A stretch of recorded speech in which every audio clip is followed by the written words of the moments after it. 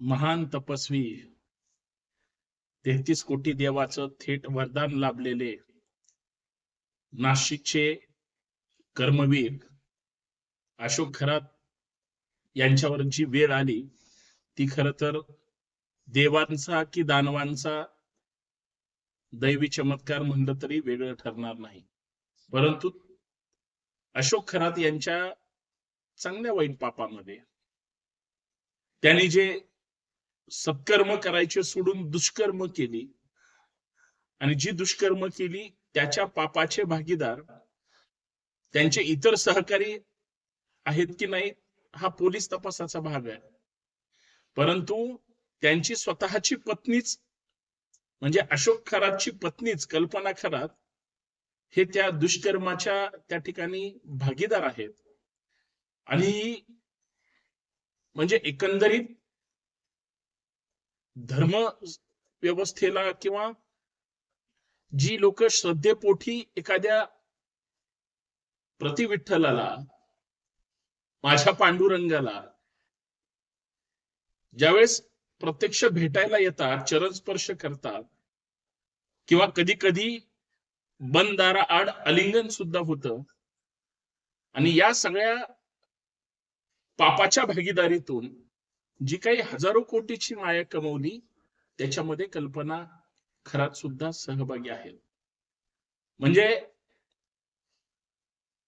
शिर्डीमध्ये किंवा अहिल्यानगर जिल्ह्यामध्ये जे काही बेनामी संपत्ती जमा केली खरात दाम्पत्याने त्याच्यामध्ये अशोक खरातचा जेवढा वाटा आहे तेवढाच कल्पना खरातचा आहे. कारण नावावर त्यांच्या जमिनी आहेत, स्थावर जंगम दोन्हीही मालमत्ता त्यांनी म्हणजे भरपूर कमवल्या.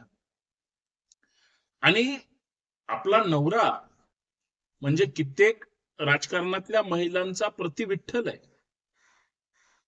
त्या महिला सांगतात माझा पांडुरंग आहे, गुरु आहे. आम्ही सगळे कुटुंब त्याचे भक्त आहेत आणि भक्त एवढ्या ताकदीचे आहेत की अर्ध मंत्रिमंडळ त्यांच्या चरणी लीन होतं, नतमस्तक होतं.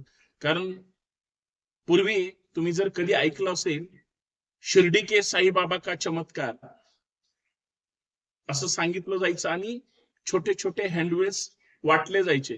त्या हँडविलवर त्या पत्रकावर खाली एक पट्टी लिहिली जायची. त्या पट्टीवर असं लिहिलं जायचं की असेच पत्रक तुम्ही 1000 पत्रक करून वाटा. मग परत कोणीतरी त्याच्यात 1000 पत्रक करायचं, ते अजून पुढं 1000 वाटायचं. म्हणजे शिर्डींच्या साईबाबांचा जो काही जनमानसामध्ये प्रचार प्रसार झाला त्या भक्तीच्या रूपातून आणि ह्या अशा नवीन नवीन कल्पनेतून. परंतु हा तर खरा थोतांड आहे. त्यांनी काय केलं की बडे बडे अधिकारी, मोठे मोठे नेते आणि राजकारणातली मंडळी यांना हाताशी धरलं किंवा यांना हाताशी धरायला लावलं. म्हणजे पोलिसांचा जर विभाग तपासायचा म्हटलं तर आयजी पासून खालचे सगळे पोलीस अधिकारी खरातचे भक्त आणि राज्याचे उपमुख्यमंत्र्यांपासून मंत्र्यांपासून महिला आयोगाच्या अध्यक्षापर्यंत त्याचे सगळे भक्त. चांगल्या वाईट शुद्धिक्रियेसाठी जी मंडळी खरातकडे आली त्याचे व्हिडिओ सुद्धा प्रसिद्ध झाले.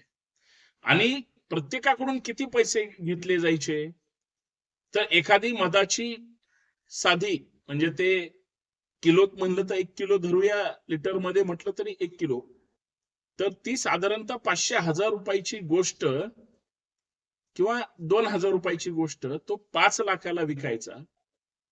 आणि जे काही विकायचा ते मला आता इथं सांगणं योग्य होणार नाही. पण त्याच्यातून जो पैसा आला तो वेगळ्या वेगळ्या खात्यांमध्ये, मग ती संस्था असेल किंवा वेगळ्या वेगळ्या माध्यमातून वेगळ्या वेगळ्या खात्यांमध्ये ठेवण्यात आलं. आणि ती खाती कुणाची आहेत तर या कल्पना खरात आणि इतर लोकांच्या नावे त्यांनी ते पैसे टाकले. जी जमीन खरेदी केली नगरमध्ये, तुम्हाला कल्पना नाही त्या जमिनीचा मालक रेकॉर्डवर कल्पना खरातांचं नाव आहे. आता त्या जमिनीच्या खरेदीमध्ये म्हणजे जमिनीच्या व्यवहारामध्ये आणि इतर पैसे इतरांना दिल्याच्या संदर्भात त्यांच्यावर गुन्हा दाखल झाला.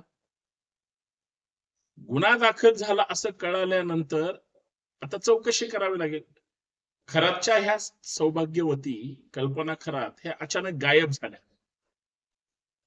आणि राहता न्यायालयामध्ये त्यांनी अटकपूर्व जामिनासाठी अर्ज केला.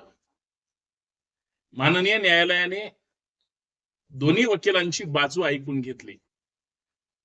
कल्पना खरात यांच्या वकिलाच्या माध्यमातून माननीय न्यायालयासमोर सांगण्यात आलं की जरी ही जमीन माझ्या नावावर असली तरी तो व्यवहार मी केलेला नाही, किंवा खातं जरी माझ्या नावावर असलं तरी तिचं पैसे मी टाकलेले नाहीत, माझ्याकडे दुसरा कुठलाही सोर्सेस किंवा व्यवसाय वगैरे नाही, त्याच्यामुळं माझा प्रत्यक्ष अप्रत्यक्ष या जमीन खरेदीशी काडी मात्र ही संबंध नाही. आता आरोपीच्या वतीनं वकिलांनी बाजू मांडल्यानंतर साहजिक आहे सरकारी पक्षाच्या वतीनं बाजू मांडली जाईल. सरकारी पक्षाच्या वकिलांनी अशी बाजू मांडली की यांचा अटकपूर्व जामीन हा रद्द यासाठी केला पाहिजे कारण यांनी कितीही नाही म्हणलं तरी जो काही व्यवहार झालाय, बँकेतून जे ट्रान्झॅक्शन झालंय यांच्या स्वतःच्या सहीनं झालं. ज्या व्यक्तीचं बँक खाते असतं त्याच व्यक्तीचे पैसे त्याच व्यक्तीला काढता येतात, इतरांना कुणाला काढता वगैरे येत नाही. आणि जी जमीन ज्या व्यक्तीच्या नावावर आहे त्यांचा प्रत्यक्ष अप्रत्यक्ष सांगायची गरज नाही कारण त्यांचा सातबार आहे. जर रेकॉर्डवर ही व्यक्ती त्या जमिनीची मालक असेल तर मग यांचा संबंध नाही असं कसं काय म्हणता येईल. राहता न्यायालयाने कल्पना खरातचा जामीन फेटाळला. म्हणजे हा गुरुमाऊलीवर न्यायालयाने केलेला अन्याय. बऱ्याच भक्तांचे मनातली मनात जीव दुखला असेल. सध्या बरेच भक्त हे गायब झालेले आहेत कारण भक्त आता पुढे येऊन खराचा असा नमस्कार चमत्कार किंवा अखंड हरिनाम सप्ताह घालू शकणार नाही. आरोपीच्या पिंजऱ्यात ज्या वेळेस एखादा भोंदू व्यक्ती किंवा आयोगाच्या अध्यक्षाच्या माध्यमातून सांगायचं झालं तर त्यांचा प्रति विठ्ठल त्यांचा पांडुरंगच आरोपी असल्यामुळं आता नाविलाज आहे.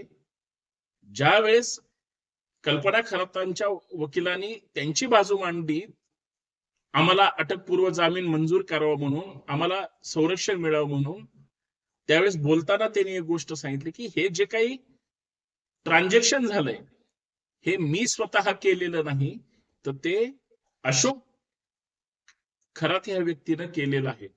म्हणजे स्वतः कल्पना खरातची बायको हे स्वतःच्या बचावासाठी नवऱ्याला त्या ठिकाणी दोष देते कारण तो ऑलरेडी आतमध्ये आहे.